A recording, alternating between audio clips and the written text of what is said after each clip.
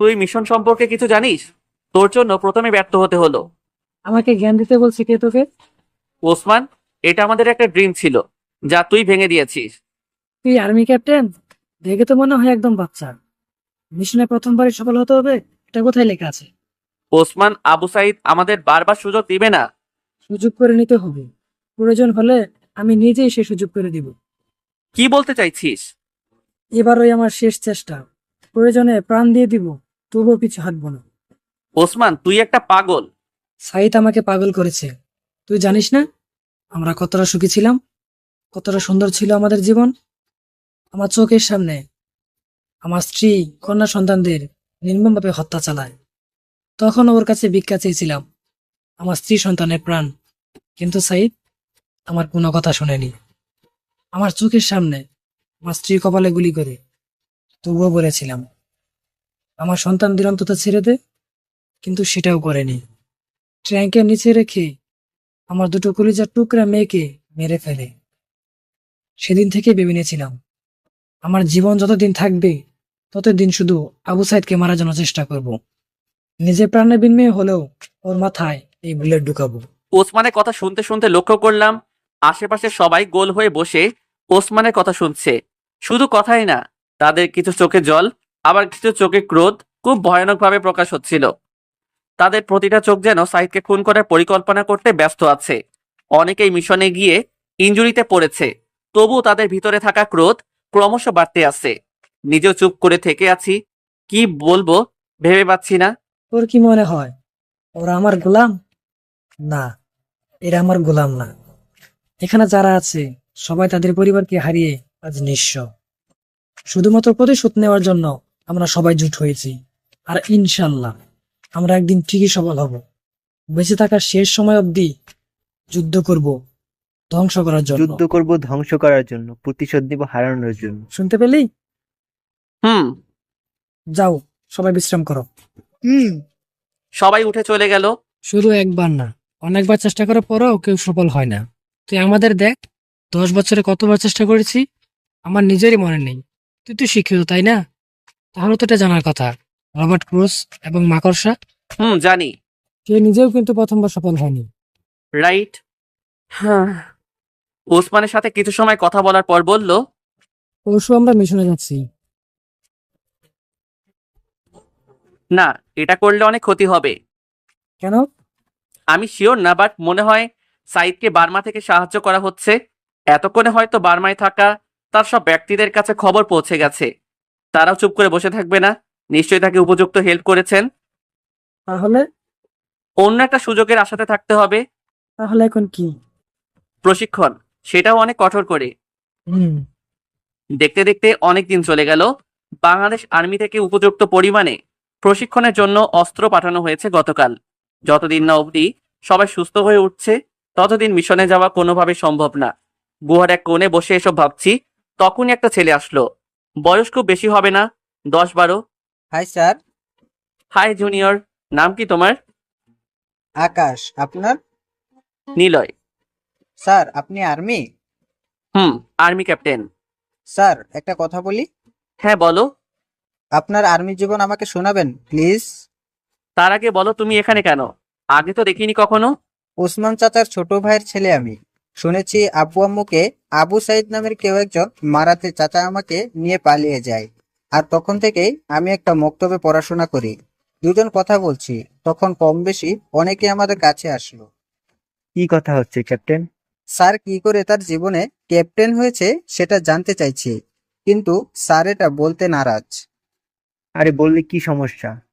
সমস্যা না, বাট কেন বাট না ক্যাপ্টেন, আজ তোমাকে বলতেই হবে। অনেক জোরাজুরি করার পর রাজি হলাম।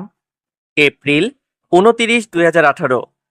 জান্নাতের কথাতে সেদিন ঘুরতে বের হলাম। হোস্টেল থেকে লেকের পড়া 1.5 কিলোমিটার দূরত্ব।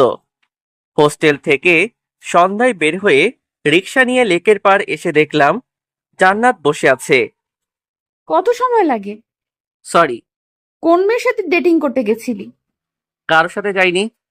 সত্যি বল। আরে সত্যি বলছি। তা তুই কি আমাকে গোলাম পেয়েছিস? গোলাম না বউ। তোকে আমি আচ্ছা বাবু, আমি সরি। চল কোথায়? সামনে। ওকে। জান্নাতের সাথে হাঁটতে হাঁটতে একটা নির্জন স্থানে আসলাম। এত নির্জন জায়গায় আসার কি দরকার ছিল? তোমার কি কিছুই মনে থাকে না? এখানে মনে রাখার কি আছে? আজ কত তারিখ? 29 এপ্রিল। আজ কি ডে? আরে কি বলবে সেটা তো বলো। হুদাই এসব বলো কেন? তোকে এখানে আনাটাই আমার ভুল হয়েছে। প্লিজ বলো না আজ কি? আজ আমার বার্থডে নিলয়, আর তুমি বলছো আজ কি? শুধুমাত্র তোমার জন্য আমি বাসায় যাইনি। আর তুমি আজ এভাবে বলছো যেন তুমি আমার কোনো খোঁজ রাখো না। নিজের উপর নিজের রাগ হচ্ছিল। একটা মাত্র জিএফ, তাকেও তার জন্মদিনে উইশ করতে পারলাম না। গিফট করা তো দূরের কথা। আমি সরি সোনা। লাগবে না তোমার সরি। আমি কালকেই বাসায় চলে যাব। তাহলে আমার কি হবে? জানি না, কাল বাসায় যাব। একদম 2 মাস পরে হোস্টেলে ফিরবো। বাবু, তোমাকে ছাড়া আমি এতিম হয়ে পড়বো। এসব জানতে চাই না। বাবু, এখানে বসো। একটা পাথরের উপর বসিয়ে। সত্যি বলতে তুমি জানো আমার এবং আমার পরিবারের সাথে তেমন কোনো সম্পর্ক নেই। ভাইয়া আমাকে দেখতেই পারে না। তো আমি কি করব? এবারের মতো ক্ষমা করো। ক্ষমা কেন? তোমাকে কিছুই গিফট করতে পারলাম না। আমি কিছু চেয়েছি? না, তাহলে কেন বলছো? এমনি বললাম। কিছু সময়ের জন্য জান্নাত একদম চুপ হয়ে গেল। আমাকে গিফট করবে? কি লাগবে? তোমার ওয়ালেট বের করো, তারপর বলছি। হুম, এই যে। আমি এখন হোস্টেলে যাব। তুমি ঠিক 15 মিনিট পর আমার হোস্টেলে যাবে। তাহলে টাকা দাও। সেটা তো হবে না। মানে? তুমি দৌড়ে দৌড়ে গিয়ে হোস্টেলে গিয়ে জড়িয়ে ধরে ভালোবাসি বলবে। আর ওইটাই আমার গিফট। বাবু, এটা অসম্ভব। না গেলে অনেক খারাপ হবে। তোমার সময় 1 মিনিট পর থেকে শুরু হবে। জান্নাত। জান্নাত আর কিছু না বলেই আমাকে রেখে সিএনজি নিয়ে চলে গেল। কি করব ভেবেই পাচ্ছি না। এত কম সময়ে হোস্টেলে যাওয়া বলতে গেলে অসম্ভব। এক মুহূর্ত দাঁড়িয়ে না থেকে দৌড়াতে শুরু করলাম। 5 মিনিট দৌড়ানোর পরেই যেন শরীরটা হাঁপিয়ে আসছিল। যখনই মেইন রোড পার হতে যাব, ঠিক তখনই একটা গাড়ি এসে মেরে দেয়। ভাগ্য ভালো ছিল, গাড়ির স্পিড কম ছিল, না হলে খুব তাড়াতাড়ি উপরে পৌঁছে যেতাম।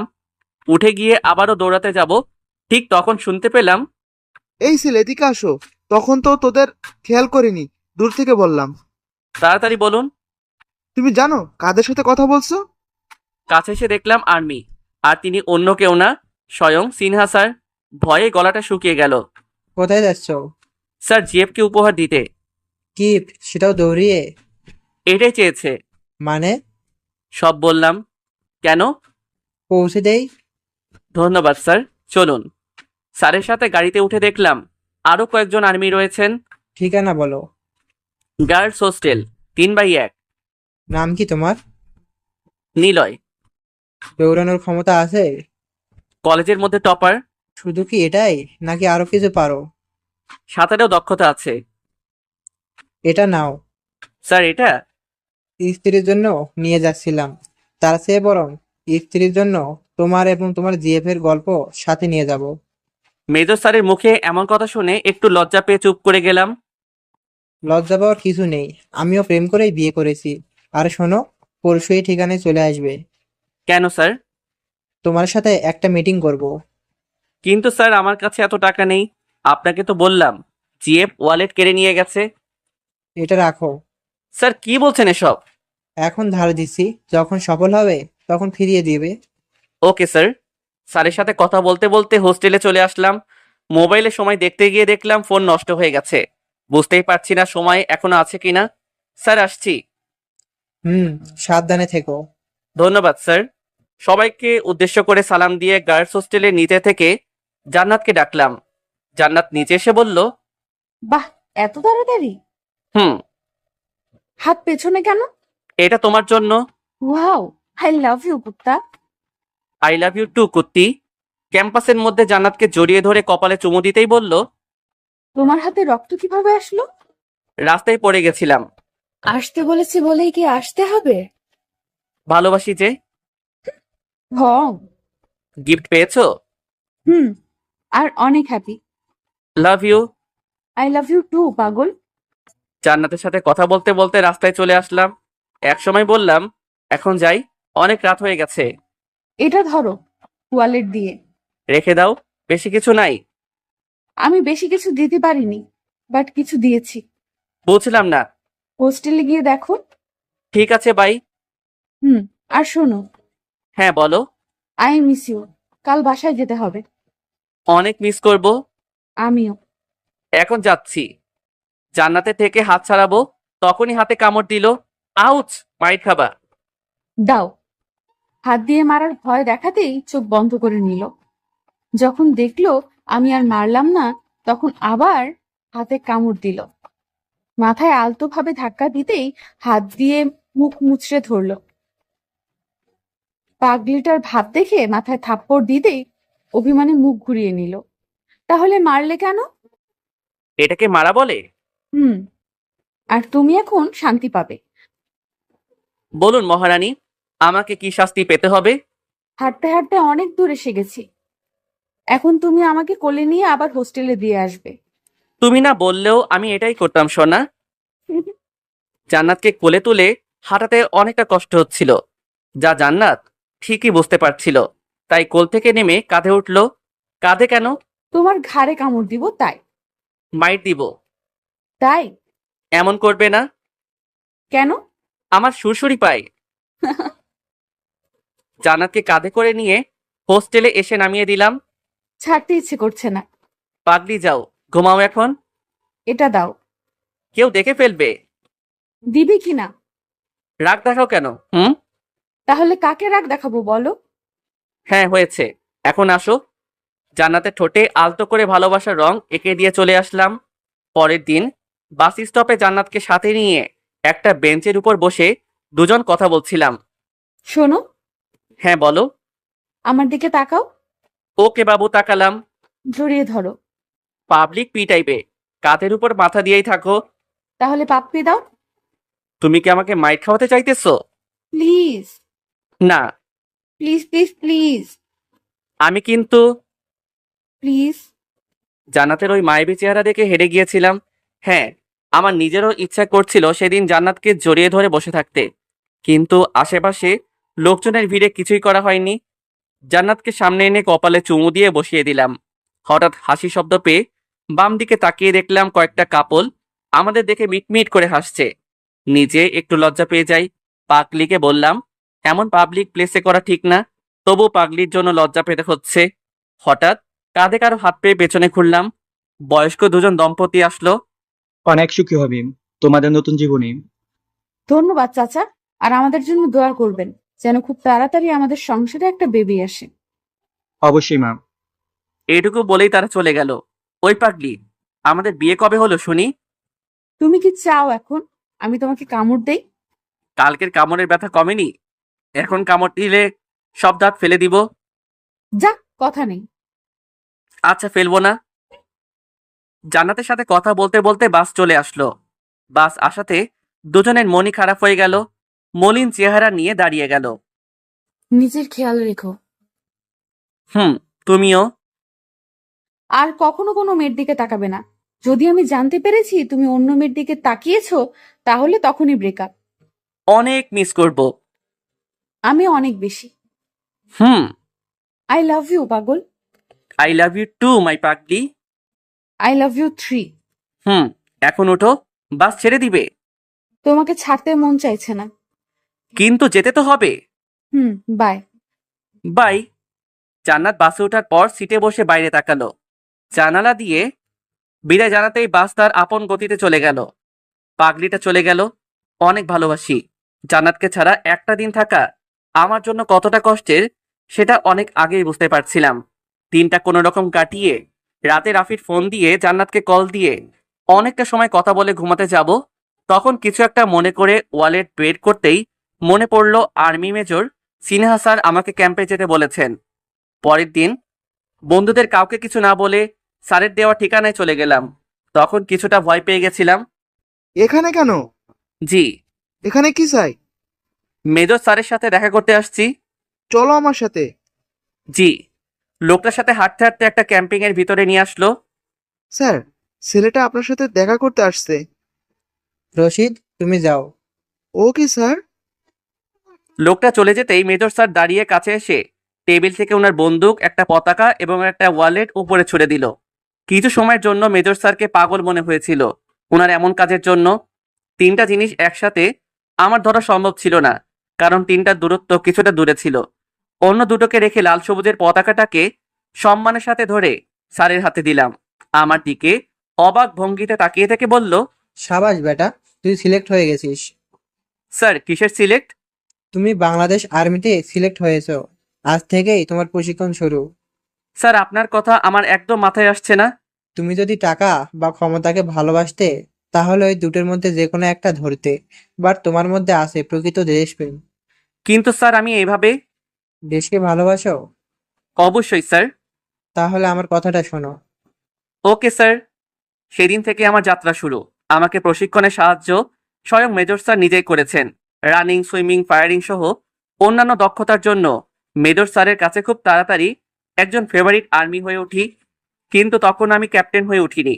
টানা 2 মাস ট্রেনিং শেষ করে একটা মিশনের জন্য সৈন্য সিলেক্ট করছিল। তখন মেজর স্যারের অনুমতিতে সেই মিশনে আমাকে সিলেক্ট করা হয় সেকেন্ড লেফটেন্যান্ট হিসেবে। সৌভাগ্যক্রমে মিশনে আমরা সাকসেসফুল হই। তখন ক্যাপ্টেন রশিদ স্যার বলেছিলেন, নিলয়ের মধ্যে অনেক দক্ষতা আছে, সবাই চাইলে ওকে বাংলাদেশ সিক্রেট আর্মিতে রাখা যায়। রশিদ স্যারের কথাটা শুনে অনেক ভালো লাগছিল, কারণ আমারও ইচ্ছা নিজের পরিচয় লুকিয়ে সবার কাজ করে যাব। ব্যাস, সেদিন বাংলাদেশ আর্মির সকল বড় স্যাররা বৈঠকে বসে এবং একটা সিক্রেট টিম গঠন করেন, যেখানে ক্যাপ্টেন হিসেবে ছিলেন জায়েদ স্যার। ক্যাম্প থেকে ফিরে এসে হোস্টেলে কাউকে পেলাম না, কারণ সবাই কলেজে ছিল। বিকেলবেলা সবাই হোস্টেলে আসতেই এক গাধা বকা শুনিয়ে জান্নাতকে কল করে হোস্টেলে আসতে বলে। সেদিন জান্নাত অনেক কান্না করেছিল। আমাকেও অনেক মিথ্যা বলতে হয়েছিল, কারণ আমি একজন সিক্রেট লেফটেন্যান্ট। তার ঠিক 2 মাস পরে মেজর স্যার আমাকে ক্যাম্পে আবারও মিশনের জন্য ডাকে। সবকিছু রেডি করে সিক্রেট মিশনে যাই। সেটা ছিল কক্সবাজারের মুন্না ভাই নামের একজন ডাকাতের বিরুদ্ধে। সেদিন আমরা সাকসেস হয়েছিলাম, কিন্তু আমাদের ক্যাপ্টেন জায়েদ স্যার সবাইকে বিদায় দিয়ে শহীদ হন। তখন আমাদের সিক্রেট টিম প্রায় ভাঙার উপক্রম। ঠিক তখন কর্নেল শাহিন স্যার আমাকে ডেকে নতুন করে টিম করতে বলে। অবশ্য তখন আমি ক্যাপ্টেন পদবি পেয়ে গেছি। তখন আবরাবকে সব বলি। প্রথমে না না করলেও পরে রাজি হয়ে যায়, এবং তারপরে আমি এই অবস্থানে বাস্তবে ফিরলাম। অতীত থেকে বাস্তবে ফিরলাম, বুঝতে পারলে? জি স্যার। তবে স্যার, আপনার আর জান্নাতুল ম্যাডামের কি বিয়ে হয়ে গেছে? না, কেন? কারণ এখনো জান্নাত জানে না আমি কে। ও, এখন সবাই রেডি হয়ে নাও, প্রশিক্ষণ শুরু করতে হবে। মিশনে যাচ্ছি কবে? সময় বলে দিবে। ওকে। সবাই উঠে বাইরে চলে গেল। পুনরায় প্রশিক্ষণ শুরু করলাম। দক্ষতা যতই থাক না কেন, শিক্ষার শেষ নেই। টিমের সকল মেম্বাররা ওসমানের দলের সবাইকে প্রশিক্ষণ দিচ্ছিল। ফায়ারিং দক্ষতার জন্য ছোট ছোট কাঠের উপর ফায়ার করতে লাগলাম। এভাবে আরো কয়েকটা দিন চলে গেল। বলতে গেলে প্রায় 1 মাস এভাবেই অতিবাহিত হয়েছে।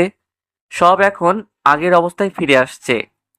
উপর থেকে আমাদের জানানো হয়েছে আবু সাইদ তার জঙ্গি দল নিয়ে দেশে নতুন প্রভাব সৃষ্টি করার পরিকল্পনা করতে ব্যস্ত হয়ে পড়েছে। গুহার বাইরে সে একটা পাথরের উপর বসে সবার কথা ভাবছি, তখন আবরাব সামনে আসলো। 2 মাসেরও বেশি সময় চলে গেল। 2 মাস 13 দিন। মিশনে যাওয়া হচ্ছে কবে? কাল যাচ্ছি। পরশু বাসায় গিয়ে সবাইকে সারপ্রাইজ দিব, তবে তার থেকেও বেশি জান্নাতকে দিব। কিভাবে? পরশু জান্নাতের বার্থডে। আরে বাহ, ভালোই। তোর জিএফে কি খবর? কথাটা বলতেই মন খারাপ করে সামনে বসে পড়লো। কিরে, কি হলো? ব্রেকআপ করে চলে গেছে। কারণ কি ছিল? ঠিক মতো সময় না দেয়, ভাবে যে আমি অন্য কারোর সাথে রিলেশনে জড়িয়ে ওকে অবহেলা করছি। কখনো বলিস নাই? না। কেন? যদি মিশনে আমার কিছু হয়ে যায় তাহলে ওর কি হবে, তাই কিছু বলিনি। আমার মতো করেছিস? একদম পিচ্চিদের মতো কথা বলতো, সবসময় হাসি খুশিতে দিন পার করে দিত। আমি কখনো রেগে গিয়ে কথা বললেই কান্না করে দিত। আর আজকে সেই মেয়ে আমাকে আর কথা বলার জন্য জোরই করে না। অনেকবার বলার জন্য জোর করেছি, তো প্রতিবার কোনো কথা না বলেই মাথা নিচ করে চলে গেছে। ওর ফ্রেন্ডদের কাছে জিজ্ঞেস করেছি কারোর সাথে রিলেশনে জড়িয়েছে কিনা, কিন্তু সবাই বলতো আমার সময় না দেওয়াটাই ওর কাছে বড় কারণ, চাই না আমার সাথে কথা বলতে। এখনো অনেক কান্না করে, তো আমার হাত তো এমন করেই বাঁধা আছে, এও হাত টান করে ওকে জড়িয়ে ধরতে পারবো না। আবরাবের নিজের চোখেও হয়তো জল জমা হয়ে গেছে। অন্যদিকে তাকিয়ে চোখের জল মুছে নিল। সব ঠিক হয়ে যাবে। ঠিক করা সম্ভব না। আমি সব ঠিক করে দিব। ভরসা রাখ আমার উপর। ভরসা আছে বলেই তোর সাথে এখানে আছি। মিশন শেষ হলেই সবাই সবার প্রিয়জনকে সব কথা খুলে বলবে। তখন আর কোনো বাধা থাকবে না। ক্যাপ্টেন। পেছনে ঘুরে দেখলাম অন্য সবাই দাঁড়িয়ে আছে। আরে তোমরা সবাই? শুনছিলাম তোমার কথা। আমিও আমার আম্মুকে বলতে পারবো, আম্মু তোমার ছেলে বেকার না, তোমার ছেলে দেশকে রক্ষা করতে গেছিল, স্বপ্নটা পূরণ হবে রে। সবার স্বপ্ন পূরণ হবে। তুই কি এখানেই থাকবি? কেন? মিশনের জন্য সবকিছু প্রস্তুত করতে হবে। তার আগে একটা কথা। কি ক্যাপ্টেন? সবাই মন দিয়ে মিশনে কাজ করতে হবে। Yes captain. বাধা আসলে? ধ্বংস করব। বাধা দিলে? খতম করব। কে আমরা? বাংলাদেশি সৈন্য। এখন চলো। সবার সাথে গুহার মধ্যে চলে আসলাম। এখন শুধুমাত্র আগামীকালের জন্য অপেক্ষা। পরের দিন বিকেলবেলা সবাই মিশনের জন্য বের হলাম। বিকেলবেলা বের হওয়ার কারণ, সূর্য হেলে গিয়ে রোদের আলো দেয়, যেটা সরাসরি আবু সাইদ এবং তার জঙ্গি দলের চোখে গিয়ে পড়ে। ওসমানের নৌযান দিয়ে নদী পার হয়ে অন্য পারে আসলাম। সব দিকে তাকিয়ে অনেক বেশি অ্যাক্টিভ হয়ে সামনের দিকে অগ্রসর হতে লাগলাম। সবাই সাইলেন্ট স্লাইড ব্যবহার করো। Yes captain. কিছুটা যাওয়ার পর চোখে পড়ল একদল জঙ্গি পাহারা দিচ্ছে। পুনরায় সবাইকে বিভক্ত হতে বলে আক্রমণ করতে বললাম। বলতে গেলে চারিদিক থেকে ঘিরে নিলাম। ইয়ারফোনে হাত দিয়ে ফায়ার বলতেই সবাই মিলে ফায়ারিং শুরু করে দিল। কিছু বুঝে ওঠার আগেই সবাই লুটিয়ে পড়ল।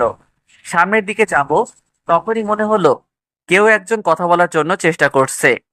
ঘুরে দেখলাম সেখানে থাকা একটা জঙ্গি ট্যাঙ্কের কাছে যাচ্ছে। দেরি না করে ফায়ার করে সামনের দিকে অগ্রসর হলাম। পাহাড়ের উপর থেকে দূরবীন দিয়ে দেখলাম আবু সাইদ তার কিছু জঙ্গিদের সাথে কথা বলছে। কানে হাত নিয়ে পাইলটকে নক দিলাম। Yes captain. কত দূর তোমরা? তুমি যখন বলবে তখনই আমরা ফেলে দিব। গুড। আর এবার যেন একদম চলে না যাওয়া হয়। তেমন ভুল আর হবে না। না হলেই ভালো। আমরা কি এখন গ্রেনেড ছাড়বো? না, যখন বলবো তখন। ওকে ক্যাপ্টেন। সবাই অনেক সতর্ক হয়ে পাহাড়ের উপর থেকে আস্তে আস্তে নিচে নামতে শুরু করলাম। নিচে এসে সবাই সবার পজিশন নেওয়ার পর ইফতিকে বললাম বিস্ফোরণ ফেলাতে। দেরি না করে দ্রুত কয়েকটা বোমা ছুড়ে দিল। স্বাভাবিক হওয়ার আগেই আমরা আমাদের ফায়ারিং চালাতে শুরু করলাম। তবে এটা সাইলেন্ট বন্দুক না। যখন জঙ্গি দল পাল্টা জবাব দেওয়ার জন্য ফায়ার সাথে ট্যাঙ্ক আক্রমণ শুরু করে দিল, তখন মাহিকে বললাম, মাহি, নেটওয়ার্ক তৈরি করো খুব তাড়াতাড়ি। Yes captain. 1 মিনিটের মধ্যে নেটওয়ার্ক স্থাপন করে ইয়েস বলল। পাইলট শুনতে পাচ্ছ? ইয়েস ক্যাপ্টেন বলো। আমাদের থেকে 50 মিটার পূর্ব থেকে শুরু করে গ্রেনেড হামলা করো। ওকে ক্যাপ্টেন। মুহূর্তের মধ্যে গ্রেনেড হামলার ফলাফলে আবু সাইদের প্রায় সবগুলো ট্যাঙ্ক এবং 2/3 জঙ্গি মরে গেল। আবু সাইদকে তখনও সবাই রক্ষা করার জন্য তার চারপাশ ঘিরে দাঁড়িয়েছিল। সামনের দিকে যেতেই শুরু হলো আরেক ভয়ানক আক্রমণ, যেটা আমরা কখনো ভাবতেও পারিনি। অনেকগুলো মিসাইল একসাথে করে আক্রমণ করতে শুরু করে দিল। এমন ভয়ানক আক্রমণ কখনো দেখা হয়নি আমার। উসমানের টিমের কিছু সংখ্যক সৈন্য সাথে সাথেই প্রাণ হারালো। মৃতদের দিকে তাকিয়ে অনেক কষ্ট হচ্ছিল, তার থেকেও বেশি রাগ হচ্ছিল। পুনরায় গ্রেনেড হামলা করার জন্য বলতেই শুরু হলো গ্রেনেড হামলা। সাথে নিয়ে সামনের দিকে দৌড়াতে শুরু করলাম। দ্রুত সবার কাছে এসে লুকিয়ে পড়লাম। আড়াল থেকে ফায়ার করে জঙ্গিদের হামলা করলাম, কিন্তু এখনো তাদের মিসাইল আক্রমণ শেষ হয়নি। অনেক সৈন্য ইতিমধ্যে মারা গেছে। আড়াল থেকে লক্ষ্য করলাম আশিকের কাছেই মিসাইল আক্রমণ করার স্থান। দেরি না করে আশিককে নক করলাম। Yes captain. তোমার সামনে মিসাইল আক্রমণ চলছে। ক্যাপ্টেন। একই সাথে 5টা বোমা বিস্ফোরণ করে আমার কাছে চলে আসো। জ্যাকেট থেকে বোমা বের করে মিসাইলের দিকে ছুড়ে দিয়ে দৌড়ে আমার দিকে চলে আসতে যাবে, তখনই পায়ে গুলি লেগে পড়ে যায়। এক মুহূর্ত আড়ালে না থেকে আশিকের সামনে এসে ফায়ার করতে লাগলাম। এই সময়টার মাঝে আশিককে দ্রুত সরে যেতে বললাম। আশিক, তুমি দ্রুত আমার লুকানো জায়গায় চলে যাও। কিন্তু ক্যাপ্টেন, আমি ঠিক আছি। যেটা বলছি সেটা করো। আশিক লুকিয়ে পড়তে এক হাত দিয়ে ফায়ার এবং অন্য হাত দিয়ে গ্রেনেড মারতে লাগলাম। শুধু আমি নিজেই না, আর্মি টিম সাথে ওসমানের সকল সৈন্য চারদিক থেকে জঙ্গিদের আক্রমণ শুরু করে দিল। হঠাৎ লক্ষ্য করলাম একটা গাড়ি নিয়ে দ্রুত গতিতে চলে যাচ্ছে। সেখান থেকে সরে এসে গাড়ির টায়ারে ফায়ার করে গাড়িটা থামিয়ে দিলাম। গাড়িতে আর কেউ না, জঙ্গি ক্যাডার আবু সাইদ। হাতে বন্দুক নিয়ে আমাকে গুলি করার আগে ওর হাতে গুলি করে বন্দুক ফেলে দিলাম। কাছে গিয়ে বন্দুক দিয়ে কয়েকটা মারতেই বসে পড়লো। মন চাইছিল এখনই ওকে খুন করে ফেলি। অনেক ইচ্ছা ছিল তোকে নিজের হাতে খুন করব, কিন্তু তোর মৃত্যু তো ওসমানের হাতেই হবে। মাহিকে নক দিলাম। মাহি, ওসমান কোথায়? মিসাইলের আক্রমণে আঘাত পেয়েছে, হয়তো বাঁচা সম্ভব না। দ্রুত আমার কাছে নিয়ে আসো, আমি জঙ্গিদের পেছনে। ওকে ক্যাপ্টেন। সাইদকে জিজ্ঞাসা করছি কেন সবার এতটা ক্ষতি করেছে, কিন্তু কুত্তার বাচ্চা চুপচাপ বসে আছে। হঠাৎ খেয়াল করলাম অনেকগুলো বিস্ফোরণ হলো। বুঝতে বাকি থাকলো না সেটা আমাদের টিম বিস্ফোরণ করিয়েছে। কিছু সময় পরের ওসমানকে সামনে আনা হলো। দেখে বোঝা যাচ্ছিল ওসমান আর বাঁচবে না, কিন্তু তার ইচ্ছাটাকে তো পূরণ করাই যায়। বন্দুক হাতে দিয়ে বললাম, ওসমান, তোর স্বপ্নটা আজ পূরণ করে নে। ওসমান ভাই, আমাকে দয়া করে মাফ করে দে। আমি এক্ষুনি এখান থেকে চলে যাব, আর কখনো বাংলাদেশে আসবো না। ওয়েট ওয়েট, তুই আসবি না মানে? তুই কোথা থেকে বাংলাদেশে আসছিস? বার্মা থেকে। ক্রোধটা যেন বেড়েই চলেছে। ওসমান, ফায়ার কর। ভাই, আমাকে ক্ষমা করে দে, আমি তোর পায়ে পড়ি, আমাকে মারিস না। আমিও আমিও তোর পায়ে ধরছিলাম আমার স্ত্রী সন্তানকে ছেড়ে দিতে, কিন্তু তুই সেটা শুনিস নাই। তোকে আমি কি করে ছেড়ে দিই বল? আল্লাহর কসম লাগে, আমাকে। কোনো কথা বলতে না দিয়ে ফায়ার করলো। প্রথম গুলিটা ওসমান চালালেও পরে সবাই মিলে আবু সাইদকে শুট করতে লাগলো। দীর্ঘশ্বাস ফেলে ওসমানকে নিয়ে এগোতে যাব, ঠিক তখনই একটা স্যালুট দিয়ে সেখানেই শেষ নিঃশ্বাস ত্যাগ করলো। নিজে না চাইতেও চোখ দিয়ে জল গড়িয়ে পড়ল। যে মানুষটা আমাদের এতটা সাহায্য করলো, নিজের পরিবারকে হারালো, আজ সেই মানুষটা নিজের প্রাণ হারালো সেই জানোয়ারের আক্রমণে। নিজ হাতে নেটওয়ার্ক তৈরি করে ওসমানের সকল মৃত সৈন্য এবং ওসমানের মৃতদেহ নিয়ে নৌযানে ওঠার পর পাইলটকে বললাম সব জায়গা ধ্বংস করে দিতে। ওসমানের গুহাতে এসে সব মৃত ব্যক্তিদের শুয়ে দেয়া হলো। পালকে বলে আশিকের গুলি বের করতে বললাম। নদী থেকে সবাই হাত মুখ ধুয়ে গুহায় আসলাম। স্যার, একটা কথা ছিল। হ্যাঁ বলো। ওসমান ভাই তো চলে গেল, এখন আকাশের কি হবে? সেটা নিয়ে কোনো চিন্তা করো না, আকাশকে আর্মি থেকে মাসে মাসে টাকা পাঠানোর ব্যবস্থা করে দিব খুব শীঘ্রই। আর জানাজা করতে কত দেরি হবে?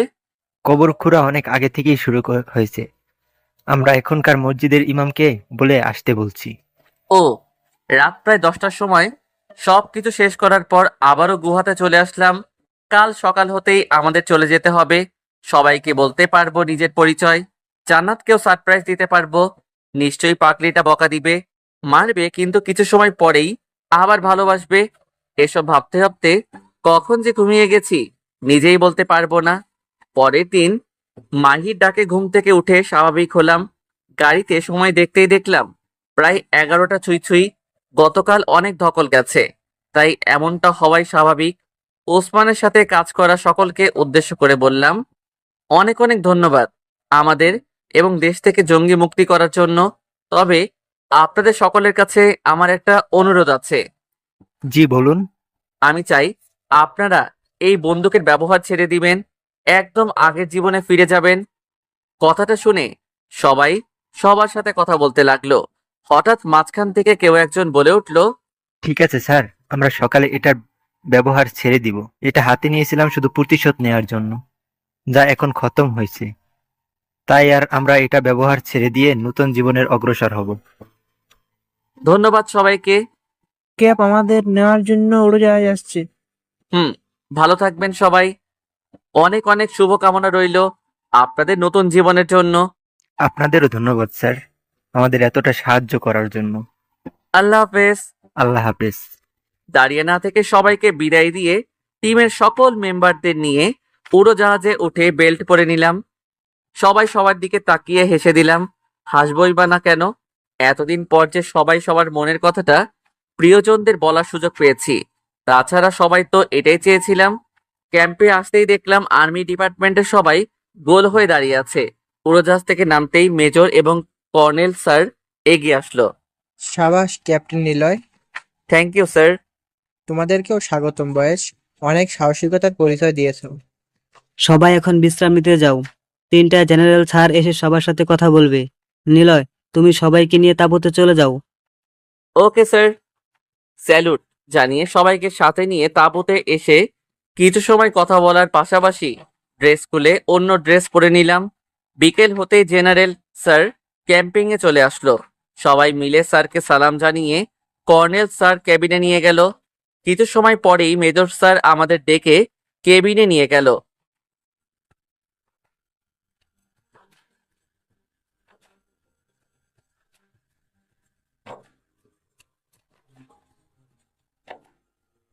স্যার, এটা আমাদের শুধুমাত্র দায়িত্ব ছিল।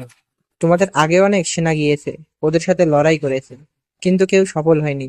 Well done. জেনারেল স্যার কিছু সময় কথা বলার পর বললাম, স্যার একটা লোক ছিল যে কিনা একজন আর্মি থেকে কোনো অংশে কম না। সে আমাদের সাথে ওর বিরুদ্ধে যুদ্ধ করেছে এবং সেখানে শহীদ হয়েছে। তবে তার একটা ভাতিজা আছে। তার ভরণ পোষণ যদি আর্মি থেকে নেওয়া হতো অনেক খুশি হতাম। মঞ্জুর। আর কিছু? আমাদের টিম আরো শক্তিশালী করতে চাই। পাশে থেকে সবসময় সাপোর্ট করব। আর আগামীকাল তোমাদের আনুষ্ঠানিকভাবে অভিনন্দন জানানো হবে। স্যার আমাকে আজকেই বাসায় যেতে হবে। কথাটা বলার পরপরই মেজর স্যার আমাকে টেনে আলাদা নিয়ে আসলো। অনেক বড় কিছু হতে চলেছে, আর তুমি বলছো আজকে বাসায় যেতে হবে?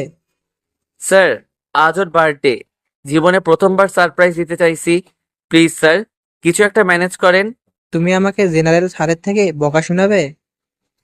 স্যার আপনিও তো ম্যাডামকে ভালোবেসে বিয়ে করেছেন, এখন যদি আমি না চাই তাহলে ব্রেকআপ। থাক, আর বলতে হবে না। দেখি কিছু করা যায় কিনা। আমি বাইরে আছি স্যার। হুম। বাইরে এসে অনেকটা সময় অপেক্ষা করার পর মেজর স্যার বাইরে আসলো। স্যার আমার কথাটা। পাশ হয়েছে, তবে 7 দিন পরে এসে নিজের পুরস্কার আনুষ্ঠানিকভাবে নিয়ে যাবে। ঠিক আছে স্যার। সন্ধ্যা হতে জেনারেল স্যার চলে যাওয়ার পর আমরা সবাই বেরিয়ে পড়লাম। সেটাও সবাই ড্রেস পরে। অনেকটা সময় যাওয়ার পর কিছু একটা মনে পড়ে ইফতির কাছে ফোন দিলাম। উল্লেখ্য আমি ছাড়া সবাই সবার ফোন ক্যাম্পে রেখে গেছিল। ইফতির থেকে ফোন নিয়ে ভাইয়াকে কল দিলাম। কে বলছেন? আমি ভাইয়া। নিলয়, হুম। টেলিভিশনে দেখাচ্ছে তোরা মিশনে সাকসেস হয়েছিস। জান্নাত দেখেছে? আরে না, আমি তো দপ্তর থেকে এটা দেখার সাথে সাথে কল দিয়ে এলাকার সবার টেলিভিশনের লাইন বন্ধ করে দিয়েছি। অনেক বড় হেল্প করছিস। কোথায় তুই এখন? বাসায় আসছি। ভাইয়া তুই জান্নাতের বাসায় আসতে পারবি এখন? কেন? জান্নাতকে সারপ্রাইজ দিব। জান্নাত এখানে আছে? তুই চলে যাওয়ার পর পাগলামি শুরু করে দেয়, তাই অরিতা এখানে রেখেই পড়াশোনা করাচ্ছে। ঠিক আছে এখন রাখছি। সাবধানে আসিস। হ্যাঁ। কল কেটে দিয়ে ইফতিকে ফোন দিয়ে দিলাম। বাস স্টপে এসে আমাদের নামিয়ে দিয়ে গাড়ি আবার যেতে শুরু করলো, কারণ অন্যদের সবাইকে বাসায় পৌঁছে দিতে হবে। তুই চলে যা। তুই কোথায় যাবি? একটা কেক আর ফুল কিনে বাসায় যাব। এখন রাত 11টা বাজে। গলির ভিতরে পেয়ে যাব। ঠিক আছে, সাবধানে আসিস। আবরাবকে বিদায় দিয়ে গলির ভিতরকার একটা দোকান থেকে কেক আর কয়েক ধরনের গোলাপ ফুল নিয়ে হাঁটতে শুরু করলাম। বাস স্টপ থেকে বাসা 5 মিনিট সময় লাগে। বাসায় এসে কলিং বেল বাজাতেই ভাইয়া দরজা খুলে দিল। হয়তো আমার জন্যই বসে অপেক্ষার প্রহর গুনছিল। ড্রেস পরে আসিস, কেউ দেখে ফেলবে তো। এখন দেখলে সমস্যা নেই। হাতে কি? জান্নাতের বার্থডে। লাইফে আজ প্রথম উইশ করব, কখনো ওকে উইশ করতে পারিনি। আমার সাথে আয়। ভাইয়ার সাথে বাসার ভিতরে আসার পর ভাইয়া একটা রুমের মধ্যে রেখে কেক নিয়ে টেবিলের উপর রাখলো। হঠাৎ করে আমাকে রুমের মধ্যে রেখে ভাইয়া বাহিরে গিয়ে এসব কেন করছে সে নিজেই বলতে পারবেন।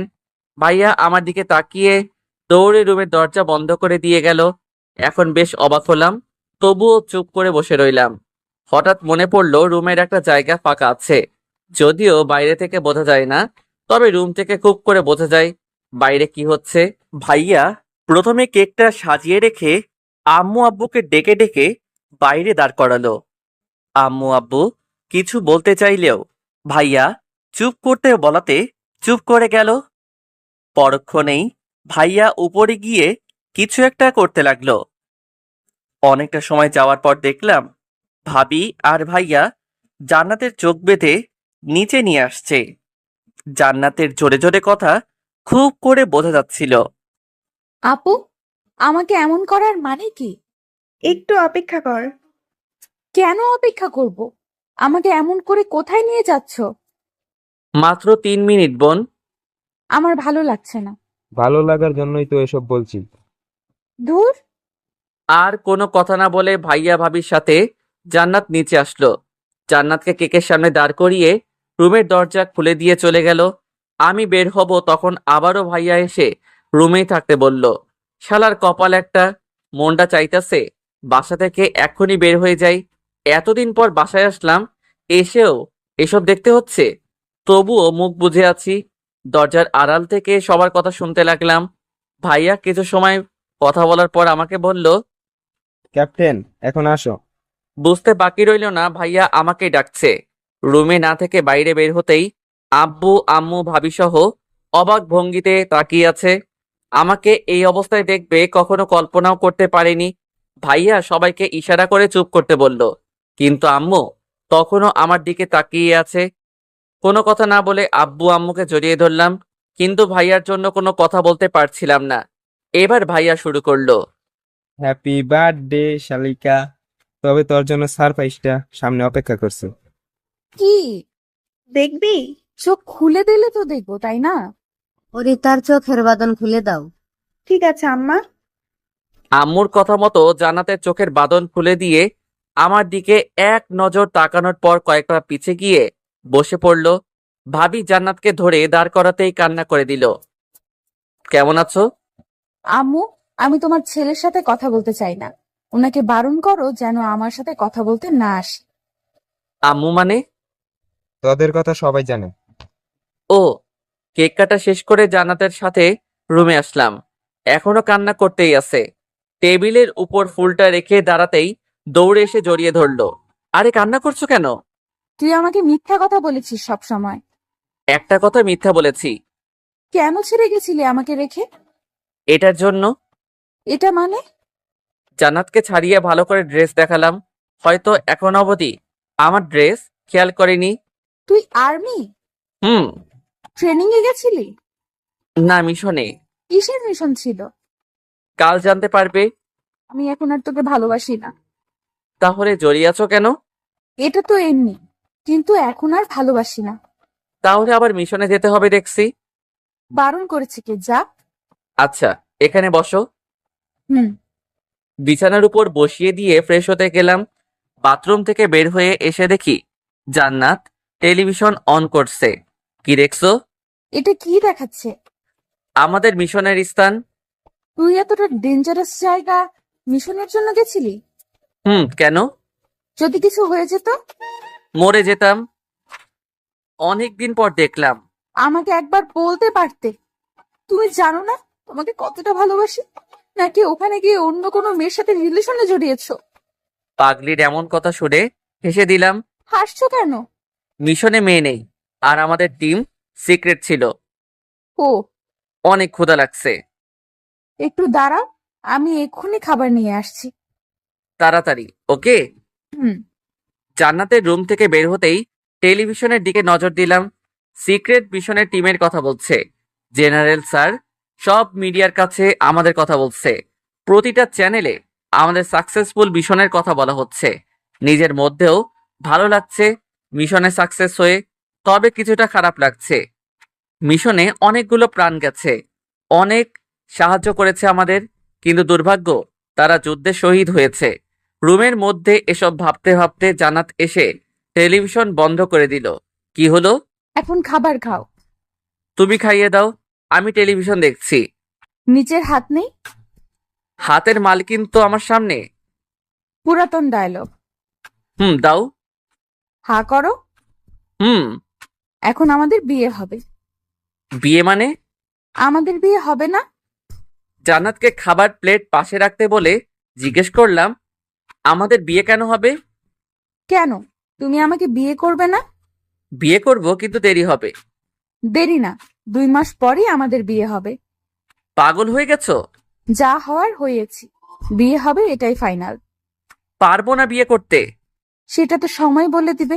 কুত্তা, তোর জন্য এত সময় অপেক্ষা করে আছি, কবে আসবি? আর তুই এখন বলছিস বিয়ে করার দেরি আছে? দেরি আছে। কিছু না বলে প্লেট রেখে উঠে চলে যেতে লাগলো। কোথায় যাচ্ছ? জাহান নামে। রাগ করছো? তাতে কার কি আসে যায়? যাই তো, আমার যে অনেক কষ্ট লাগে পাগলিটার জন্য।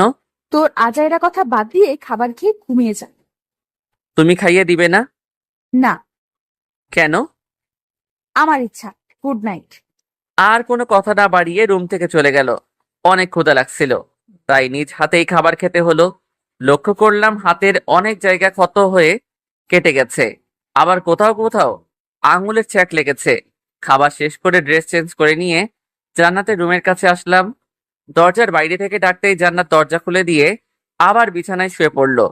দরজা বন্ধ করে জান্নাতের পাশে শুয়ে বলতে লাগলাম, এতই যদি রাগ থাকতো তাহলে দরজা খুলে দেওয়ার কি দরকার ছিল? তোকে কিন্তু এখন সত্যিই মারবো আমি। মারার সাহস আছে? কুত্তা, বের হ তুই। রাগ হচ্ছে কিন্তু। তুই বের হ। কোথায় যাব? রুমের বাইরে। সত্যি যাব? হ্যাঁ, যা। ওকে, যাচ্ছি। জান্নাতকে রেখে উঠতে যাব, তখনই কান্না করে টি শার্ট টেনে ধরলো। পেছনে ঘুরে তাকালাম। কি হলো? কেউ আমাকে ভালোবাসে না, সবাই আমাকে রেখে দূরে চলে যায়। তুমি নিজেই তো বললে এখান থেকে চলে যেতে। তাই বলে যেতে হবে? হবে। যখন সবাইকে রেখে একদিন আমি নিজেই চলে যাব, তখন বুঝবে। সব সময় আজে বাজে কথা বলতে খুব ভালো লাগে। আচ্ছা, আমি সরি। দেখো আমি কান ধরছি। চুপ করে থাকাতে দাঁড়িয়ে কান ধরে উঠবস করতে শুরু করতেই চোখের জল মুছে ছাদে উঠে গলাটা শক্ত করে জড়িয়ে ধরলো। ইচ্ছে করে ফ্লোরে শুয়ে পড়লাম। আমার উপর জান্নাত। শরীরে একটু শক্তি নেই, আমাকে ধরে রাখতে পারে না।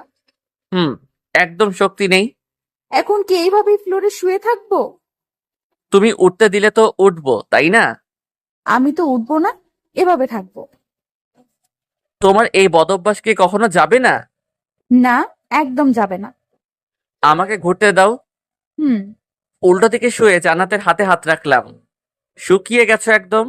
সুইসাইড করতে গেছিলাম। কেন? কেন মানে? তুই জানিস না কেন সুইসাইড করতে গেছিলাম? না বললে জানবো কি করে? তোর জানা লাগবে না। রাগ করো কেন? আমার ইচ্ছা। শুনো। কি? অনেকদিন এটা স্বাদ দেওয়া হয়নি, আজ কি পাবো?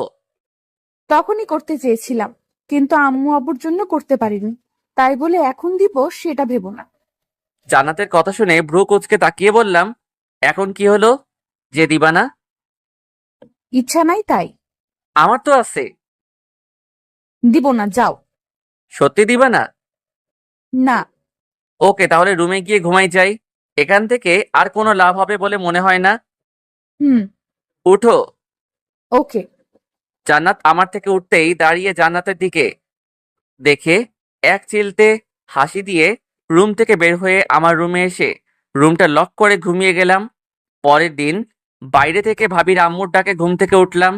ফ্রেশ হয়ে নিচে এসে দেখলাম জান্নাত ছাড়া সবাই আছে। বেশ অবাক হলাম, সবাই আছে বাট জান্নাত কোথায় গেল? ভাবি জান্নাত কোথায়? ঘুমাচ্ছে। ও, কেন? আবার যাবি কবে? সঠিক সময় নেই, মিশনের জন্য যখন তখন চলে যেতে হবে। ও, তুই আর্মি কিভাবে হলি? আজ আর বলতে বাধা নেই, সবাইকে শুরু থেকে বলতে লাগলাম। সব খুলে বললাম। জান্নাতের পাগলামোর জন্যই তাহলে এটা হয়েছে? হুম। এখন তাহলে জান্নাতকে বিয়ে করে নে, তাইলেই হয়।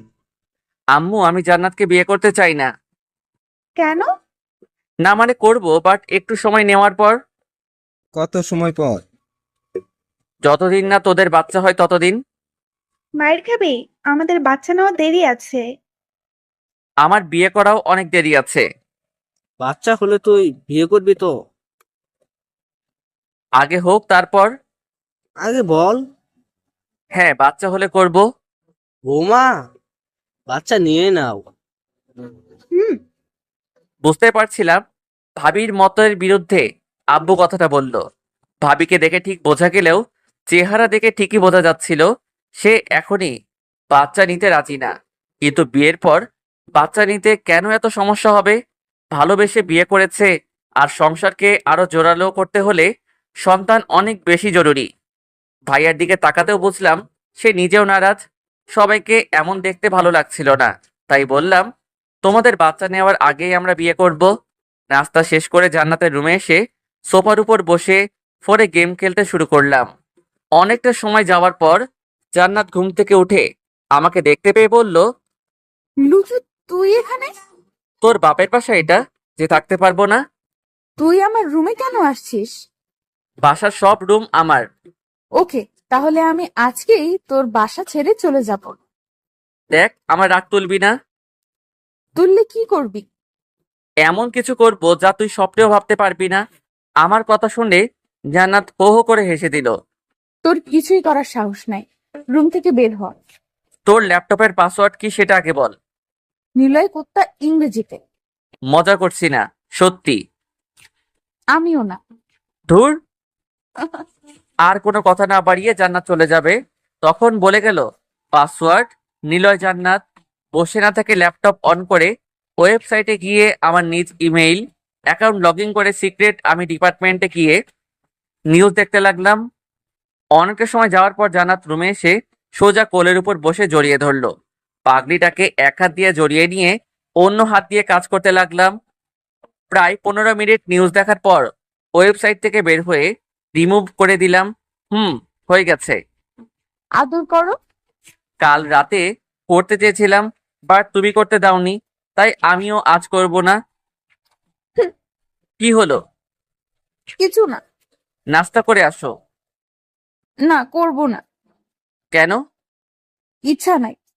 কি করতে ইচ্ছা করছে? মরে যেতে। এবার অনেক রাগ হচ্ছিল, বারবার একই কথা শুনতে একদম ভালো লাগছিল না। চলো। কোথায়? তোর মরতে ইচ্ছা করছে তাই তোকে মেরে ফেলতে। কিন্তু আমার তো অনেক ভয় করে। ভয় করবে না, চল এখন। না, আমি যাব না। কেন? চল, খুব তো মরতে ইচ্ছা করছিল। কেউ আমাকে বোঝে না। তুই এখন অনেক বেশি ঢং করছিস। তুমি আমাকে তুই করে কেন বলছো? তুই এটা করে বলার মতো কথা বলছিস, তাই বলছি। আমার ক্ষুধা লাগছে। তো খা, আমায় বলিস কেন? এনে দাও। যা ভাগ। আমার দিকে কিছু সময় তাকিয়ে থাকার পর মাথা নিচু করে চলে যেতে লাগলো। এমনটা কার ভালো লাগে? মাত্র বাসায় আসলাম, এসেই ওর আজে বাজে কথা শুরু হয়েছে। একটা সময় ভালো করে কথা বল, কিন্তু সেটা কেন করবে? কিছু বললেই হাত কাটবে, কান্না করবে, কিংবা বাসা থেকে চলে যাওয়ার কথা বলবে। মেজাজটা একদম খারাপ করে দিয়েছে। হঠাৎ জান্নাতের ফোনে কল আসতেই হাতে ফোন নিয়ে ফ্লোরে ছুঁড়ে মারলাম। শালার ফোন বাজার সময় পায় না।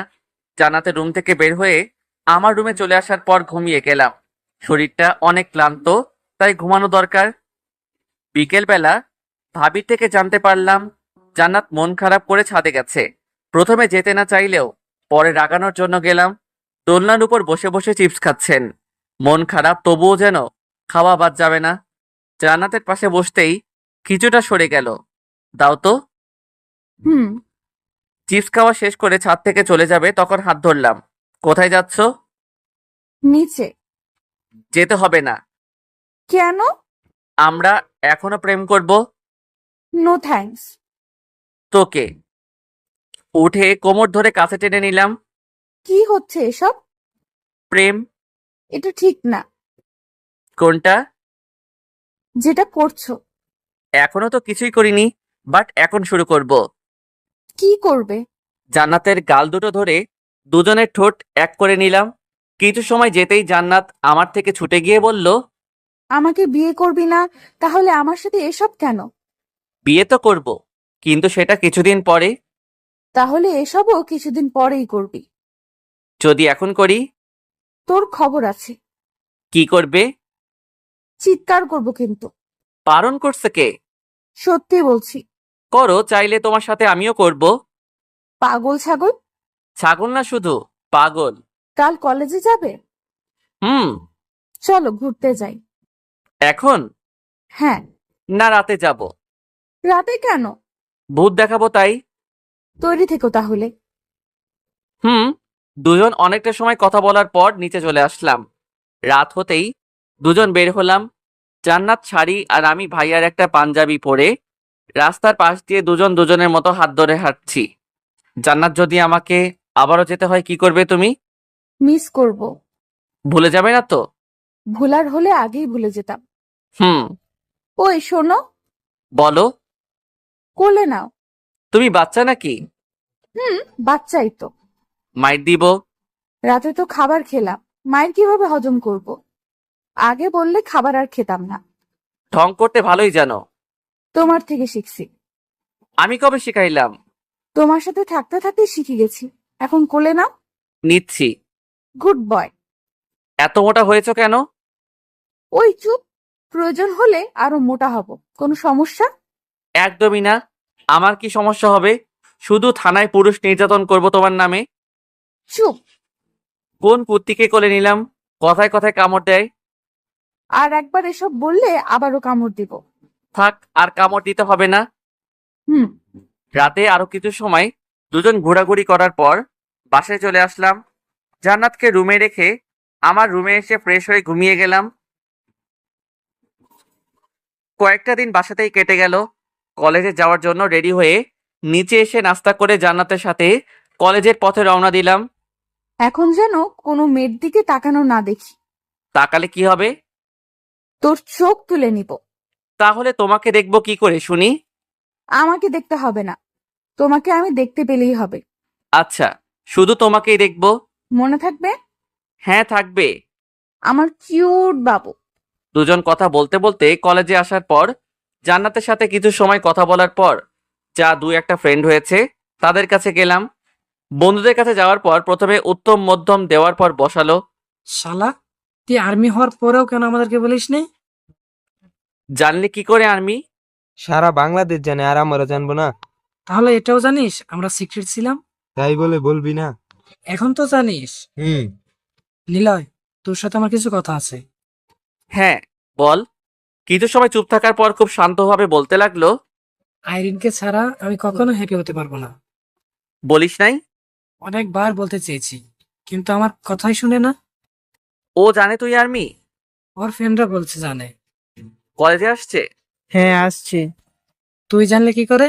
সালা, ভাবি ওই আমার, আমি খোঁজ নেবে না তো কে নেবে? ভাবির চোখেই দেখবি। তোরা থাক, আবরাব আর আমি কথা বলে আসছি। তাহলে আমরাও আসি। কোনো দরকার নেই ভাই। সালা ফেল করবি যা। ওদের কোনো উত্তর না দিয়ে আবরাবকে নিয়ে আইরিনকে খুঁজতে শুরু করলাম। আইরিন অনার্স সেকেন্ড ইয়ারে, মানে আবরাবের থেকে 2 ইয়ার জুনিয়র। জান্নাতের মতো একদম বজ্জাত না, অনেক শান্ত একটা মেয়ে। প্রায় 5 মিনিট খোঁজার পর দেখলাম আইরিনের ফ্রেন্ডের সাথে আড়ালে বসে আড্ডা দিচ্ছে। হাই। জি ভাইয়া, কিছু বলবেন? আইরিনের সাথে কথা ছিল। আইরেন, তুই থাক, আমরা যাচ্ছি। আমিও যাব। তোমার সাথে কথা আছে।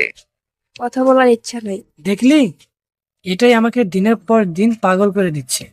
কিছু বলতে চাইলেই এটা বলে দূরে চলে যায়। আরে ভাই, আমিও তো একটা মানুষ, তাই না? কতটা সহ্য করবে এমন অবহেলা? তুই শান্ত হ, আমি কথা বলছি তো, তাই না? কিন্তু আবরাবকে অনেক বুঝিয়ে চুপ করানোর পর বললাম, শোনো আইরিন, আবরাব যদি অনার্স শেষ করার পরেও যদি বেকার থাকতো তাহলে তোমার কেমন লাগতো? তোমার পরিবার কি আবরাবকে মেনে নিত? উল্টো তুমি তাকে জবের জন্য চাপ দিতে। আপনি কিছুই জানেন না, আমি ওকে এসবের জন্য না। ও আমাকে ঠিকভাবে সময় দেয় না, একটু কথা বলার পরে চলে যায়। যেখানে আমার বান্ধবীদের বয়ফ্রেন্ডরা সব সময় ওদের সময় দেয়, রাতের বেলা ঘুরতে যায়, কিন্তু ও আমাকে কখনো কোথাও ঘুরতে নিয়ে গেছে? ঘুরতে গেলে কি ভালোবাসা প্রকাশ পায়? না। কিন্তু ভাইয়া, ভালোবাসার মানুষটাকে যদি সময় দিতে না পারে তাহলে কিসের ভালোবাসা? তোমাকে একটা কাহিনী বলি, তার আগে তুমি শান্ত হয়ে বসো। হুম। আবরাব এবং আইরিনকে একসাথে বসানোর পর বললাম, যখন আমাদের মিশনের আর একটা দিন আছে তখন সবাই সবার ইচ্ছাকে বলছিলাম, মিশন শেষ হওয়ার পর কে কি করবে। আশিক বলছিল তার আম্মুকে বলবে সে বেকার না, মাহি বলছিল সে তার জিএফকে বলবে তার জব মিলে গেছে। এভাবে সবাই সবার মনের ভিতরকার কথা বলছিল। কিন্তু আবরাব কি বলছিল জানো? জানবে কি করে, তুমি তো সেখানে ছিলেই না। আবরাব বলছিল সে তার পাগড়িটাকে সব বলে অনেক বেশি সময় দিবে, আর আমাদের সবার জন্য এটাই সেই সুযোগ, প্রিয়চন্দ্রের অনেক বেশি সময় দেওয়া। আর তুমি এখন ওকে অবহেলা করছো। যখন আবরাব আবার চলে যায় তখন কি হবে? তখন ওকে মিস করলেও কোনো লাভ হবে বলে মনে হয় না। তুমি কি বলেছিলে? কাঁধে উঠে হঠাৎ করেই এমন কথা বলাতে কিছুটা আতকে উঠে খেয়াল করলাম জান্নাত, তুমি এখানে? পাগলটার কথা শুনছিলাম। তাই? হুম। আর আইরিন, তুমি একদম ওদের কথায় কান দিবে না। আগে শাস্তি, তারপর ভালোবাসা। ঠিক বলেছো আপু, কিন্তু কি শাস্তি দেওয়া যায়? কানে ধরে উঠবস। এটাকে কান ধরে উঠবস করিয়েছিলাম। গুড আইডিয়া, চলো এখন শুরু হয়ে যাও। আর এখানে সবাই আছে, কলেজের সিনিয়র, তার উপর আমি একজন আর্মি। এখন তুমি শুধুমাত্র প্রেমিক, তাই কথা কম বলে তাড়াতাড়ি করো। নিলয়, আবরাবকে কিছু না বলে জান্নাতকে চুপি চুপি বললাম, এটা কেন বললে? চুপ থাকো। আর নিজেদেরটা দেখো কেন? আমাদের মেয়েদের জায়গা থেকে একবার ভাবো, কতটা কষ্ট করতে হয় আমাদের। কষ্টের ফলটা কিন্তু মিষ্টি হয়েছে। হয়েছে, আর বলতে হবে না। বারণ করো না ওকে। কখনো না। আইরিন আপু, তুমি ওনাকে কান ধরতে বলো। ওই তুমি ধরো। কিরে সালা? ভাই ধর। কান ধরো। আইরিনের কাছে হার মেনে কান ধরে উঠবস করতে শুরু করলো। প্রায় 15-20 বার করার পর আইরিন থামতে বলে জড়িয়ে নিল। যাক, শেষ অবধি দুজনের মিল হলো। ক্লাস শেষ করে জান্নাতকে সাথে নিয়ে ঘুরতে যাব, তখন বলল, আজ ড্রিঙ্কস করব। পাগল নাকি? করবে না? এসব ঠিক না। তুই যখন সিগারেট খাস তখন কি হয়? এখন তো খাই না। ড্রিঙ্কস শুধু আজকে করব, প্লিজ না করো না। এটা আমার জন্য ডেঞ্জার। তুই খাবি? আরে এমন করছো কেন? আগে রাজি হ। জাস্ট আজকে, ওকে? ওকে। কথা না বাড়িয়ে জান্নাতকে সাথে নিয়ে বাসায় আসার আগে 2টো বোতল কিনে ব্যাগের মধ্যে নিয়ে বাসায় চলে আসলাম। রাতের বেলা ছাদে দাঁড়িয়ে আছি, তখন ভাইয়া আসলো। কি করিস? ছাদে যাওয়ার জন্য রেডি হও। মজা নিস? তুই এখানে কেন? ভাবি রুম থেকে বের করে দিয়েছে নাকি? সব সময় মজা করিস না। আচ্ছা, তোদের মাঝে কি কোনো সমস্যা হয়েছে? কেন? সন্তান নেওয়ার কথা বলাতে দুজনের চেহারা খারাপ দেখালো। সত্যি বলতে আমরা দুজন ওয়াদা করেছি 1 বছর পর সব সিদ্ধান্ত নিব, আর আমাদের মাঝে এখন ঝগড়া চলছে। বাট বোঝা তো যায় না। সবার সামনে চুপ থাকি। ও, দুই ভাই কথা বলছি তখন ভাবি ছাদে এসে আমাকে না দেখে বলল, তাহলে একা না থেকে খেতে আসুন, সবাই খাওয়ার জন্য অপেক্ষা করে আছে। আপনি যান, আমি আসছি। আপনি করে কেন? বললাম না ঝগড়া হয়েছে। তোদের ঝগড়া জোস। আর বলিস না ভাই, অনেক কষ্টে আছি। আশা থামিয়ে চল। ছাদে না থেকে দুজন নিচে আসলাম। ডিনার শেষ করে জান্নাতকে চোখের ইশারা করে বললাম রুমে আসতে। রুমে এসে ড্রিঙ্ক সাজাচ্ছি, তখন জান্নাত এসে বসলো। বমি করে দিবে না তো? আগেও কয়েকবার বান্ধবীদের সাথে খেয়েছি। মদখোর। চুপ, রেডি করো। হুম। কথা না বাড়িয়ে বোতল খুলে গ্লাস দিতেই জান্নাত খেয়ে নিল। এত জলদি কেন? আরে তুই দে। হোয়াট ইজ তুই? শালা কথা না বাড়িয়ে তাড়াতাড়ি দে না। তোমার খেতে হবে না? প্লিজ বেবি, রাগ করো না। আমি এ তো এমনি বলছি। জানি কিভাবে বলছো। বোতল থেকে গ্লাসে নিয়ে দুজন খেতে লাগলাম। একটার সময় জান্নাত আমার শরীরে পড়ে যেতেই আর কিছু মনে নেই। পরের দিন সকালে ঘুম থেকে উঠে মাথাটা প্রচন্ড ব্যথা করছিল। ঘড়িতে সময় দেখে অনেক অবাক হলাম। প্রায় 11টা বেজে গেছে। সচরাচর আমার এক সচরাচর আমার কখনো এমন হয় না। আজ কেন এমন হলো মাথায় আসছে না। আর জান্নাত কোথায় গেল? পাগলিটা তো আমার সাথেই ছিল। ঘুম থেকে উঠে ফ্রেশ না হয়েই জান্নাতের রুমে গিয়ে দেখলাম বসে ফোন টিপছে। কি করো? তুমি কখন উঠলে? মাত্র উঠলাম। কেমন লাগছে? মাথাটা ব্যথা করছে। ঠিক হয়ে যাবে। তুমি কখন রুম থেকে আসছো? ভোর রাতে। তবে তোমার ড্রিঙ্ক করা একটু বেশি হয়েছে, তাই মাথা ব্যথা করছে। আমার তো কিছু মনেই পড়ছে না। কিছু মনে পড়ছে না? না গো। ফ্রেশ হয়ে নাও। তোমাকে দেখতে ইচ্ছে করছিল, তাই আসলাম। ফ্রেশ হয়ে নাও। তুমি চলো। আমি কেন? ব্রাশ করিয়ে দিবে। ঢং বাদ দাও। এখন চুপচাপ রুমে গিয়ে ফ্রেশ হয়ে নাও। যদি না যাই? রুম থেকে বের করে দিব। তাই বুঝি? তাই। তাহলে বের করে দাও। ইচ্ছা নাই। আর এখন ঢং বাদ দিয়ে চলো, ফ্রেশ হবে। চলো। জান্নাতের সাথে রুমে এসে ফ্রেশ হয়ে সকালের খাবার খেয়ে রুমে এসে বসতেই জান্নাত আর ভাবি রুমে আসলো। ফ্রি আছিস? হ্যাঁ, কেন? বাসায় যেতে হবে। আমাকেও? হ্যাঁ, কেন? অনেকদিন যাওয়া হয় না, আর জান্নাত নিজেও যেতে চাইছে। তুমি থেকে যাও। অনেকদিন হলো আব্বু আম্মুর সাথে তেমন কথা হয় না। তুমি ফোন ভাঙার পর থেকে আব্বুর ফোন দিয়ে মাঝে মাঝে কথা হয়। কবে যাবে? আজকে। আর আমি? আমাদের রেখে চলে আসবি। তাহলে জান্নাতের সাথে সময় কাটাবো কি করে? তুই কিছুদিন থাকার পর চলে আসবি তাহলে। দেখো ভাবি, তোমার আর ভাইয়ার মাঝে ঝগড়া হয়েছে, তাই বলে আমাদের টানছো কেন? তোকে কে বললো ঝগড়া হয়েছে? কাল ছাদে ছিলাম, আমিও। ও, জান্নাত ইশারা করে জানতে চাইলে চুপ থাকতে বলি। জান্নাত, এখানে থাকবো। না, আমি কেন থাকবো? কারণ তুমি আমার বউ। বিয়েই হলো না, আইসে বউ বানাতে। এই মেয়ে, এত কথা বলো কেন? যেটা বলছি সেটাই হবে। ইচ্ছে হলে যাব, না হলে নাই। আমি যাব। তাহলে রেডি হও। এখনই? হ্যাঁ, কোনো সমস্যা? না, কোনো সমস্যা নাই। রেডি হ। রেডি হও। তাড়াতাড়ি। ভাবি রুম থেকে চলে যাওয়ার পর জান্নাতকে পেছন থেকে জড়িয়ে নিয়ে বললাম, কি হয়েছে পাগলিটার? কই কিছু না তো। তাহলে মন খারাপ কেন? আব্বু আম্মুর কথা মনে পড়ছে, তাই এমন লাগছে। এখন যাচ্ছি তো। হুম। পরে যাই। কেন? জান্নাতের চুলের মধ্যে মুখ গুজিয়ে দিতেই আমার থেকে সরে গেল। তুমি রেডি হও। আমাকে কিছু বলতে না দিয়ে জান্নাত রুম থেকে বের হয়ে চলে গেল। শালার কি একটা মাইয়া কপালে জুটছে, রোমান্স করার সময়টাও দেয় না। দাঁড়িয়ে না থেকে রেডি হয়ে নিচে এসে দুজনের জন্য অপেক্ষা করতে লাগলাম। অনেকটা সময় পর দুজন নিচে আসতেই দুজনকে নিয়ে রওনা দিলাম। অনেকটা সময় পর ভাবিদের বাসায় পৌঁছালাম। কয়েকটা দিন খুব ভালো করে কাটানোর পর ভাবি ফোন নিয়ে আমার কাছে আসলো। কে কল করেছে? তোর ভাই। কি বলে? ওনার থেকেই শোন। দাও। ভাবি থেকে ফোন নিয়ে একটু দূরে চলে গেলাম। হ্যাঁ, বল। তোকে ক্যাম্পে যেতে হবে। কে বলল? কর্নেল শাহিন কল করেছিল। আচ্ছা, আমি কথা বলছি। ঠিক আছে, বাই। কল কেটে দিয়ে স্যারের নাম্বারে কল দিলাম। স্যার, আমি ক্যাপ্টেন নিলয়। হ্যাঁ ক্যাপ্টেন, বলো। স্যার, এখন আমাকে ক্যাম্পে যাওয়ার জন্য কেন বলা হচ্ছে? নতুন কিছু আর্মি নিয়োগ করতে হবে, সেখানে তুমিও থেকে তাদের প্রশিক্ষণ দিবে। স্যার, আমার পরিবর্তে অন্য কাউকে দিলে হয় না?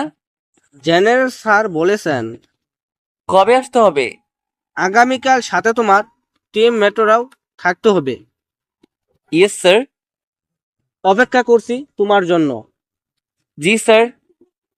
ইচ্ছা না থাকা সত্ত্বেও আমাকে ক্যাম্পে যেতে হবে, কারণ আমার প্রিয়জনদের ডেকে চলে যেতে হবে। ভাবিকে ফোন দিয়ে রুমে গিয়ে কিছু সময় ভাবলাম, জান্নাতকে ডেকে রুমে আনলাম। কিছু কথা ছিল। হ্যাঁ বলো। আগামীকাল যেতে হবে। আসবে কবে? 6 মাস কিংবা 1 বছর। এতটা সময়? প্লিজ মন খারাপ করো না। হুম। অনেক মিস করব। ফোন ব্যবহার করতে দিবে? দিবে, কিন্তু তোমার সাথে কথা বললে সবকিছু ভুলে যাই। যদি প্রশিক্ষণে ভুল করে ফেলি। ও। হুম। দিনটা কোনো রকম কাটিয়ে জান্নাতকে বিদায় দিয়ে বাস স্টপ থেকে সোজা ক্যাম্পে চলে আসলাম। 6 মাস পর দিনগুলো ভালো কাটলেও খুব করে ভালো কাটেনি। আব্বু আম্মু ভাইয়া ভাবি আর পাগড়িটাকে রেখে 6 মাস কাটিয়ে দেওয়া মিস করলেও কষ্ট হয়নি, কারণ আমরা যে বাংলার সৈনিক। তবে আসার সময় অনেক দিনের ছুটি নিয়ে রওনা দিয়েছি। পাশের সিটে ইপ্তি বসে আছে, তবে দুজন শুধু মনের সাথে কথা বলছি। যদিও 6 মাসেও আমাকে ছাড়তে চাইনি, কিন্তু অন্য একজনকে সিলেক্ট করার জন্য আমি মেজর স্যারকে বলাতে আমাদের টিমকে ছুটি করে দেয়।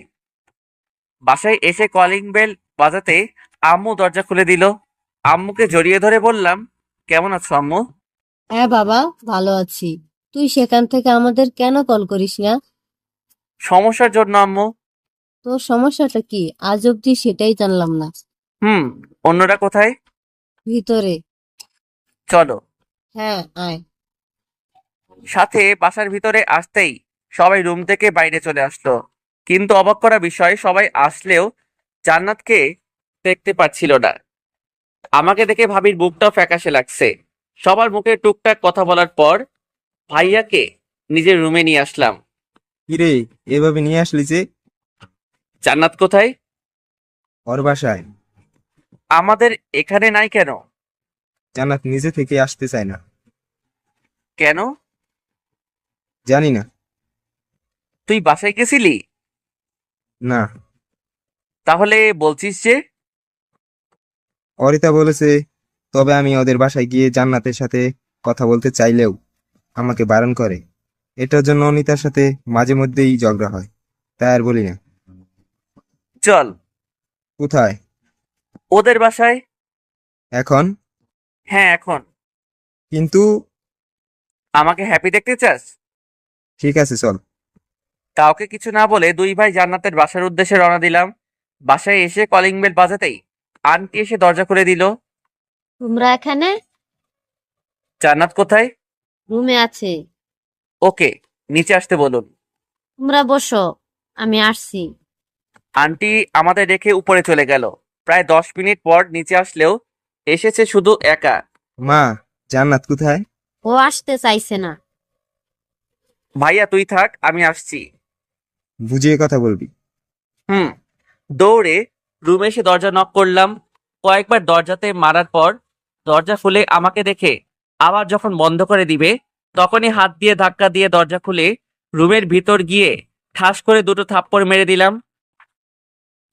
সমস্যা কি তোর? বাসায় তুই যাস না, ভাইয়া আসতে চাইলে তোর আপু আসতে দেয় না, এখন তোর মা তোকে ডাকাতেও তুই কেন নিচে আসছিলি না? জান্নাত চুপ হয়ে আছে। তোকে চুপ থাকতে বলছি। সরি। সমস্যা কি সেটা বল। নিলয়, আমি প্রেগনেন্ট।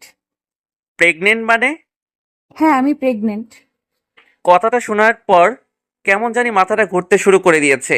ওর পেটের দিকে তাকিয়ে দেখলাম অনেকটা উঁচু হয়ে আছে। এমন কোনো কিছু কখনো আশা করি নাই। তবুও নিজেকে স্বাভাবিক করে শান্ত কণ্ঠে বললাম, সন্তানের বাবা কে? জান্নাত চুপ করে আছে। সন্তানের বাবা কে? সন্তানের বাবা কে? তুই নিজেই। ভাবি তুমি এখানে? তুই নিজেই এই সন্তানের বাবা। পাগল হয়ে গেছো? পাগল তো তুই ছিলি, যেদিন তুই ড্রিঙ্কস করে অসচেতন ছিলি। মানে? আপু প্লিজ বলো না। আর একবার কথা বললে এখানেই তোকে মেরে ফেলবো। আর তুমি বলো। এবার ভাবি বলতে শুরু করলো। সেদিন তুই অনেক বেশি ড্রিঙ্কস করেছিলি। জান্নাত যখন তোর শরীরের উপর পড়ে যায়, তখন তুই ওকে এমন ভাবে দেখছিলি যেটা স্বয়ং জান্নাত ছাড়া আর কেউ জানে না। ড্রিঙ্কস অবস্থায় তুই জান্নাতের সাথে তোর যৌন মিলন হয়, যার ফলস্বরূপ জান্নাতের গর্ভে তোর সন্তান বেড়ে উঠছে। তুমি এসব জানলে কি করে? জান্নাত চায় না এটার জন্য তোর কোনো সমস্যা হোক। আমার কি সমস্যা হবে?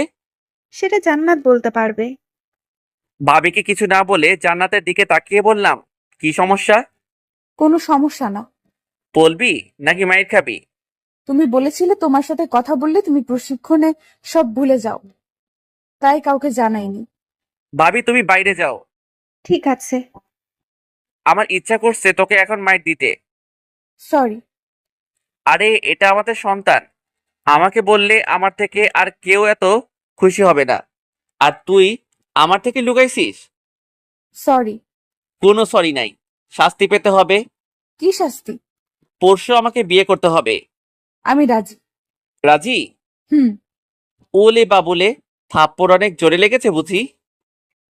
মেরে এখন আদর করতে আসছে। আচ্ছা, এখন আমি সর। জড়িয়ে ধরো। আসো। জান্নাতকে বাহু ধরে নিয়ে বললাম, অনেক ভয় পেয়ে গেছিলাম। ও রাগ হচ্ছিল অনেক। তাই? হুম। আই লাভ ইউ পাগল। আই লাভ ইউ টু বেআইন। আমাদের সম্পর্ক কি বলো তো? বর বউ। আরে না, প্রথমে ব্রেকআপ তারপর বেয়ান। এক্স যখন বেআইন। হুম।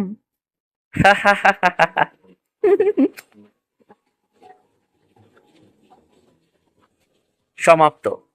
সম্পূর্ণ গল্পটা কেমন লেগেছে জানাবেন, ভুল হলে ক্ষমা করবেন, আর সবাই গঠনমূলক কমেন্ট করবেন। আল্লাহ হাফেজ।